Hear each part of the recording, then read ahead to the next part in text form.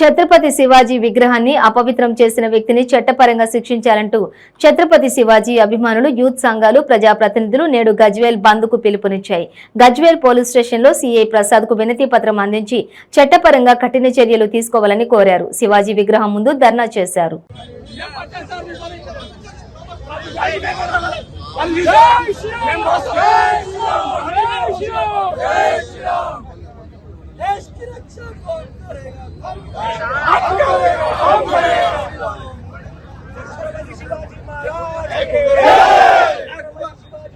ఈ ఐందవ సోదరుల పక్షాన, శివాజీ సైనికుల పక్షాన, ఈ శ్రీరామ సేన పక్షాన గజ్వేలి ప్రతి ఐందవ సోదరులు వ్యాపారస్తులు ఎవరైతే ఉన్నారో స్వచ్ఛందంగా మీ వ్యాపారాలను దాన్ని తీవ్రంగా ఖండిస్తూ మన వ్యాపారాలన్నీ బంద్ చేసుకుందామని, దీనికి సహకరించాలని ప్రతి హిందూ సోదరుని నేను సవింగంగా ఈ ఐందవ సోదరులు ఇక్కడ ఉన్న ప్రతి ఐందవ సోదరుని పక్షాన కోరుకుంటున్నాను. జై శ్రీరామ్.